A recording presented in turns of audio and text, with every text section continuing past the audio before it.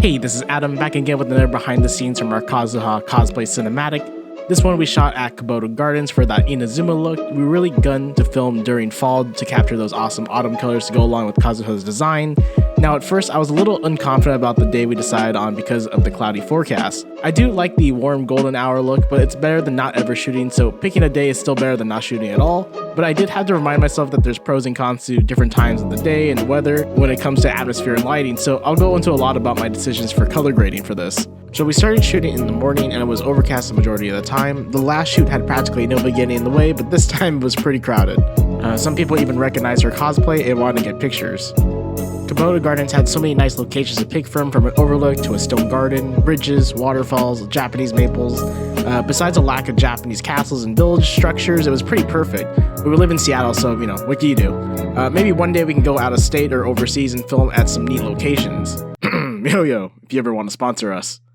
Now, although I like the more vibrant look of a nice clear day, the pros of it being overcast is having nice soft even lighting, which still of course looks great. Now, overcast may seem to be a little bit dull as far as colors go, but since we filmed during the fall and somewhere with a variety of cool looking plants and flowers, it really helped make the scene still look interesting. Now, I also took some more creative liberty in color grading. Inazuma in the game has a lot of colors and different atmospheres, from warm and vibrant to stormy islands, and from all of those different colors from the variety of trees and cool looking flowers that they have. For example, like in this shot of Libra playing with the leaf, I changed the yellowish green leaves to have a magenta-like color, pulling up the saturations versus saturation curves in the lumetri to replicate the magenta colors you'd see in the sakura blooms or the electro plants you'll see in Inazuma. And in this shot, I desaturated the green foliage to make the scene feel a little bit more on the cool side. Since we're designing a scene of him pondering about his friend, I wanted to make it feel a little bit more sorrowful, while also vignetting Libra more because the red accents from the clothes really make her stand out. I also did the same in this shot of her walking through the forest. Some of the shots like this one, I chose the darkest greens to convert to be on the lavender side to give the scene a little bit more variety of color to add on top of the already fall-like colors that are already there. So for many of the shots, I used lumetri hue curves to add some more color variety to drastically change the overall feel. I had a lot of fun experimenting in the color grading on this one, and I think I improved a lot using the lumetri color grading tools. Now, of course, I want to talk about the visual effects shot as well, as there was a lot of evolution in the thought process on how to go about this.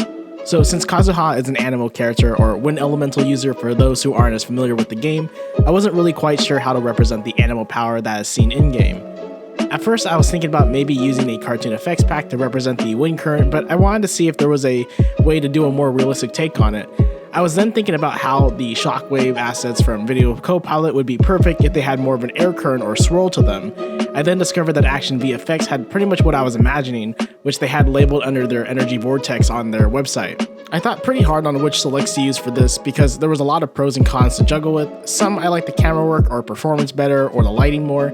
Many of the takes, since I was orbiting around Libra, had people in it, so it was a lot of give and take on which of these to use. I went with this one because it had a good balance of performance, camera work, and no people were in it, but it doesn't really have a cool background, to be honest. So with this being the base of the shot, I already knew I wanted to incorporate the leaves that you see in Kazuha's Elemental Burst, and for that I went to Red Giant's plugin Trapcode Particular.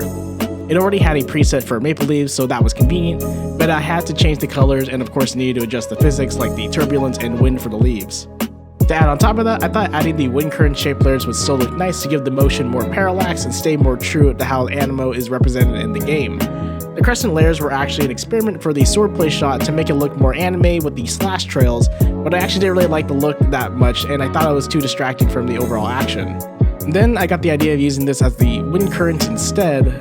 This was the same technique of using a shape layer, using the taper feature to sharpen the edges, and then the trim path feature to animate the lengths of the shapes. With that, I was pretty happy with the look, and since it was such a quick effect, I didn't feel the need to composite it into 3D space or anything like that, and just copy and pasted where I thought it looked good, with a few adjustments to scale and rotation. And with that, I think that's going to be it for this one. With it being rainy and cold this time of year, cosplay videos are going to be slowed down, but I hope you stick around to see more later on. And I may take some time to do some tips and tutorial videos perhaps. Let me know down in the comments below if there's anything you'd be interested in having me talk about, or maybe even what cosplays you'd be excited to see on this channel. And again, thanks so much for watching, and I'll see you guys in the next one.